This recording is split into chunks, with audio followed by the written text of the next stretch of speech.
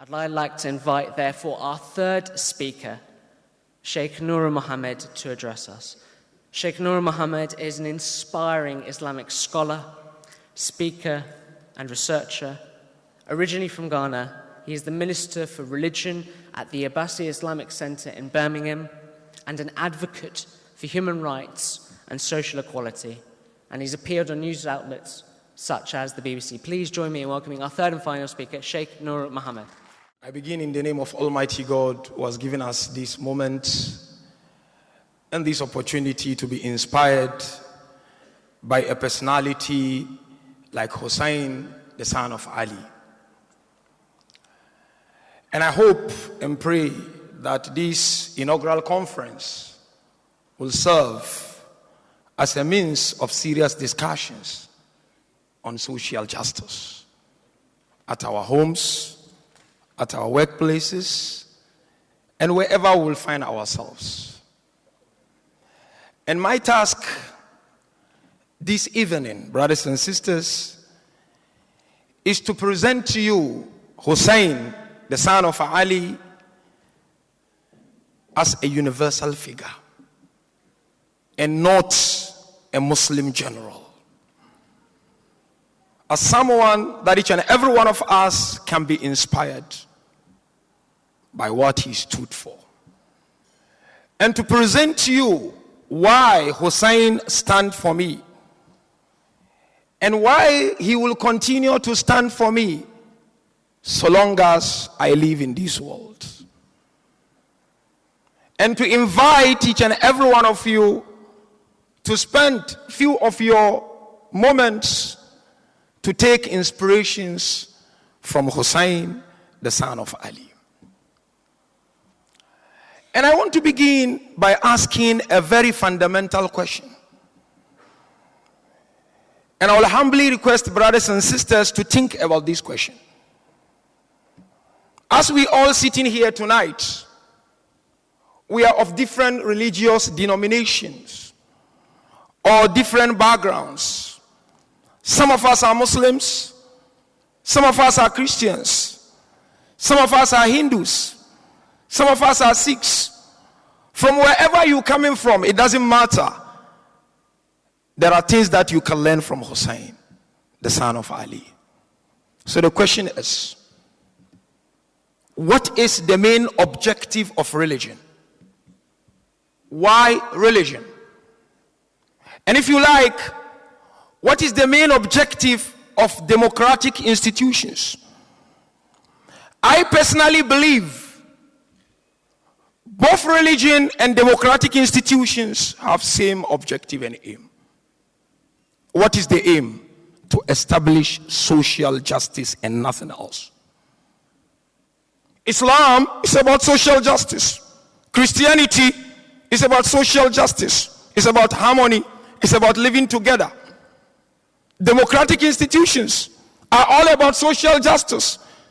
When we are told to uphold the constitutions of our countries, it's all about social justice. It's about presenting equal opportunities to people.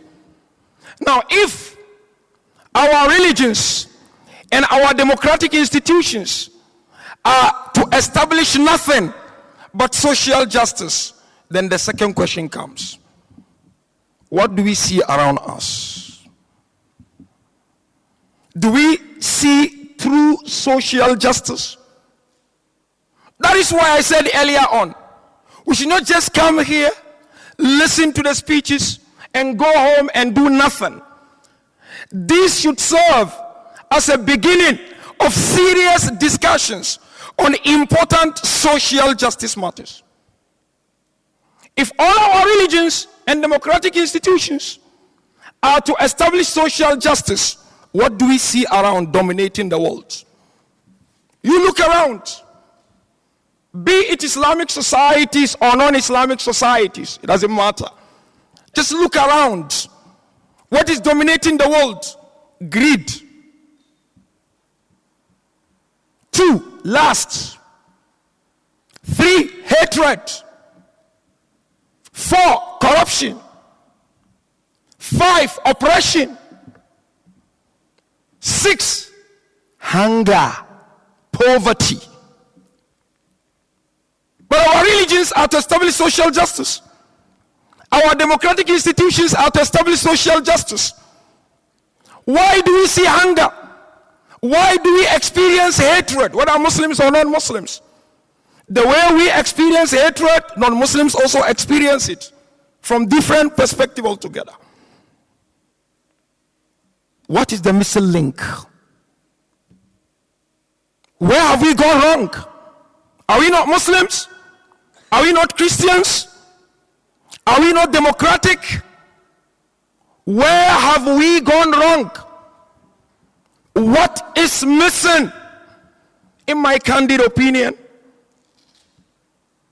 a leader like Hussain is missing.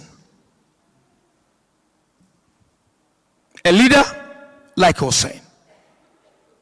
We may not have Hussain with us physically, but the values of Hussain will remain with us forever and ever.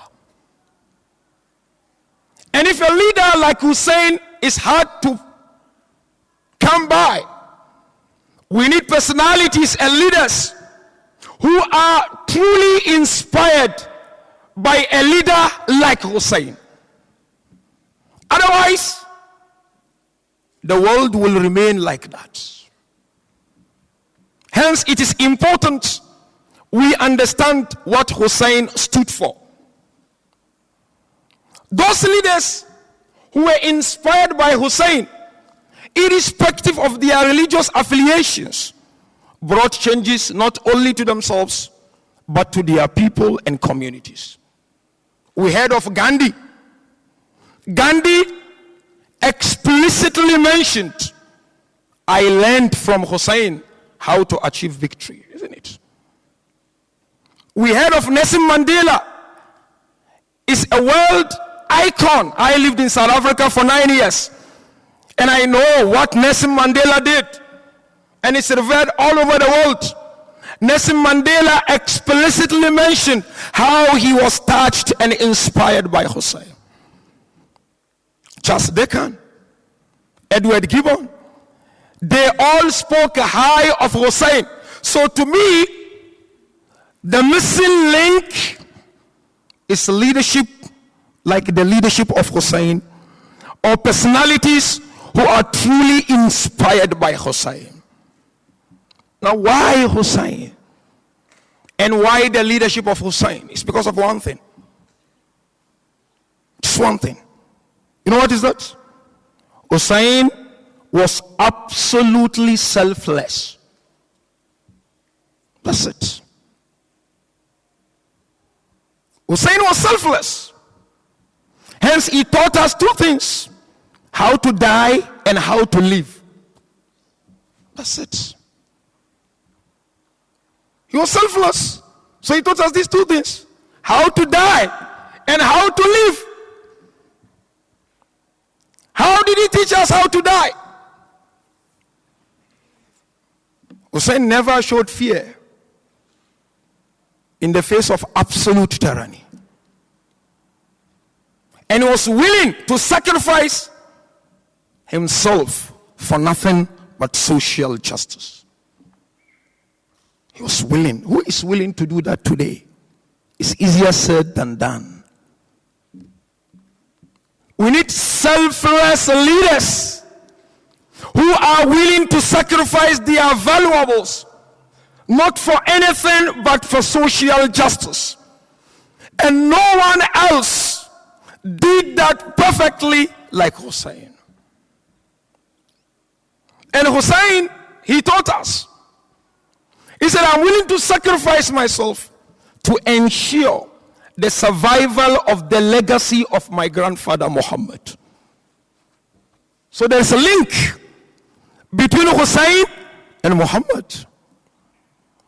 Because Prophet Muhammad is supposed to have said, if you truly want to bring about change to a nation, then there are two things that are needed: selfless and sacrifice.